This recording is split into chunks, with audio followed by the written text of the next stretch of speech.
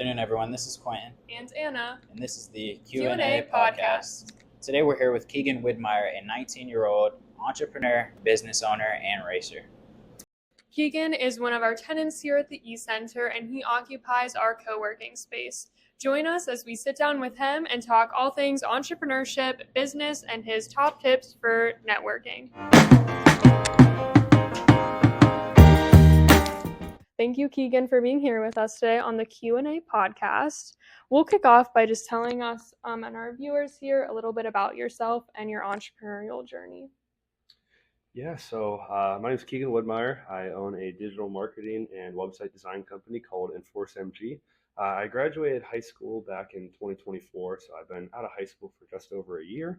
And then as far as Enforce MG, I started that January of 2023, so I've been running it for just over 2 years now.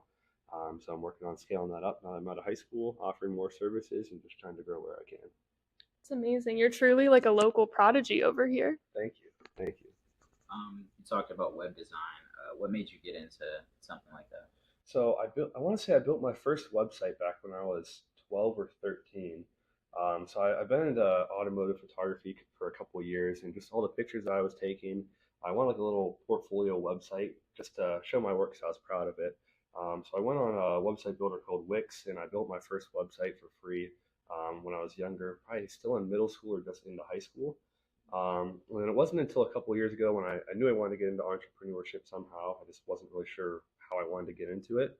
So I started with website design because I like digital marketing. I like that kind of the online space. So I thought it could be a cool opportunity to work on designing things because I always liked to draw growing up, and then kind of mixing that with online as well. Mm-hmm. That's amazing. So how would you say your time, like through your entrepreneurial experiences growing up and then being a student at Sharon to now being so involved at the E-Center, not only in co-working, but you're also now a part of our accelerator program. How have those experiences shaped you and your business? Yeah, so a lot of what I've done has been based off of learning from other people and doing networking. So that's one reason I love coming to the E-Center. There's a lot of different businesses, a lot of different startups here. I'm involved with a couple of chamber of commerces as well. So it's kind of cool to be out in the community where I can at different business networking events. So whether I'm learning from people, teaching different people, even if they don't turn into clients, I just like talking to people about business. Because by having those conversations, it can really help me grow my business. And with Sharon and Hermitage being kind of like a blooming place for entrepreneurship and a lot of startup companies and different programs going on, I think it's a great place to be for where I am getting started. Would you say that out of the things you do and the business you have, what sets you apart from your competitors? I'd say one of the main things that sets me apart from my competitors would probably be communication and then focusing on results first. So with a lot of the big marketing companies, I feel like the bigger they get and the more employees they hire, they kind of get detached from the client. So you lose that personalization feel, you lose the point of contact, kind of like the friendliness between it. So with me still being small and getting started, I like to focus on a lot of client communication. So you can ask some of my clients, I've talked with people at 7 in the morning, and I've talked with people at 2 in the morning. So I always try and be available whenever they need me. So I feel like that's one thing that sets me apart, is just not constricting myself to, working from 9 to 5. It's working all throughout the day, taking phone calls on the weekends whenever I need to. So if there's ever an issue or any questions they have, I always tell them they can text, email, call, and I'll do my best to get back to them right when I can.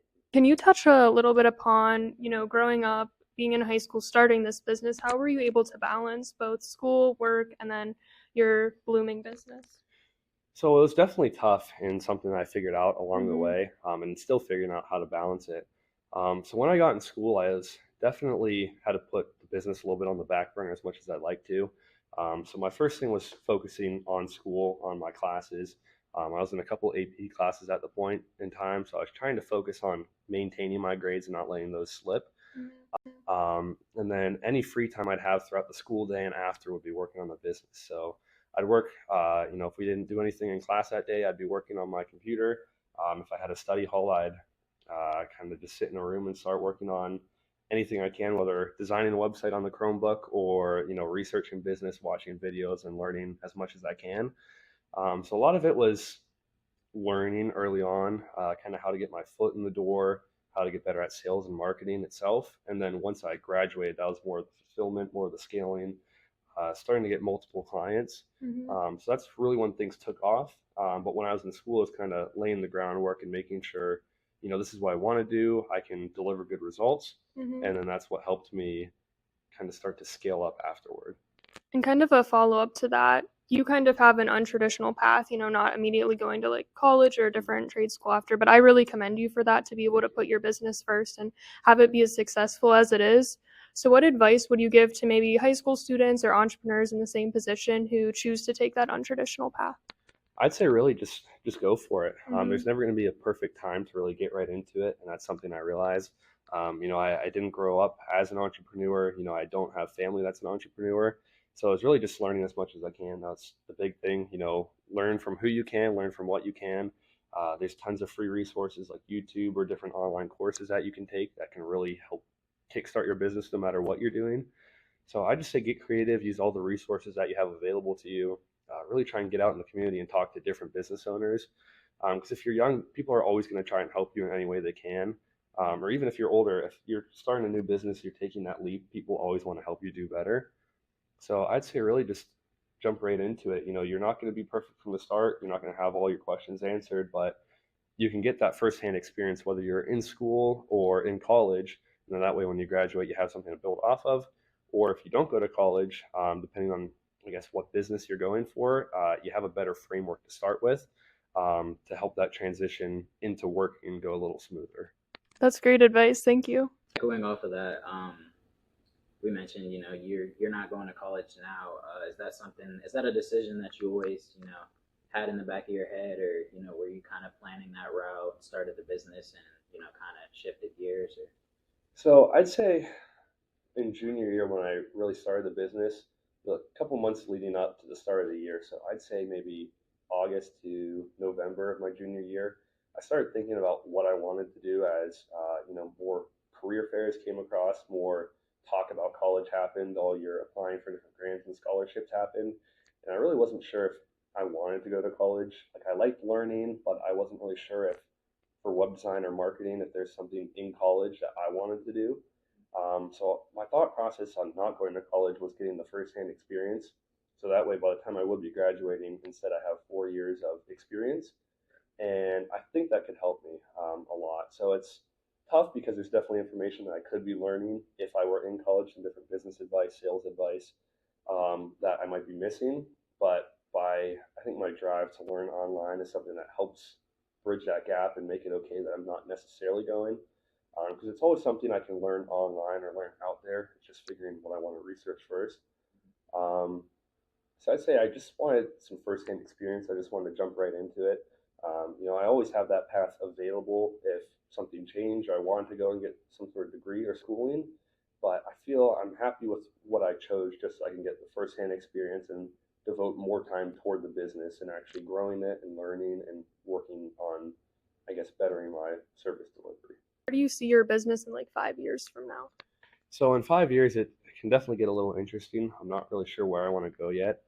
Something I've thought is I'm starting to break more into larger cities with different businesses. So as I go to these larger cities like Pittsburgh, Columbus, Cleveland, Erie, I start to deal with a lot tougher competition in terms of larger marketing companies. So it's hard for me. I'm still a little guy right now, trying to break into the market because a lot of companies who are in those bigger cities already have their marketing. So it's usually taking a new company and helping drive them up and get them started. And marketing and SEO can really take time to help get you established. So I'd say really growing a foothold in the larger companies or the larger cities can help kickstart my business more over the next couple of years. And then when I start offering more complex marketing packages or management, like digital advertising, full social media campaigns, full website and SEO campaigns, it can really help me out there. And once I can get a solid framework down, I'd like to start looking into partnering with probably 5 or 10 years. So I made the jump, getting into karting while I was doing less high school sports. And now that I've graduated, it gives me something to do, keeps me busy on the weekends. So I'm trying to kind of, I guess, do more racing right now. I have right around 20 or 21 races scheduled for this season. I'm trying to, better my skills and then hopefully in the next couple of years make the step into car racing.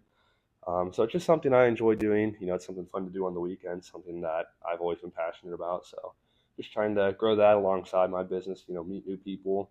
And by having my foot in the racing market, I'm also able to bring on motorsport clients, racing clients.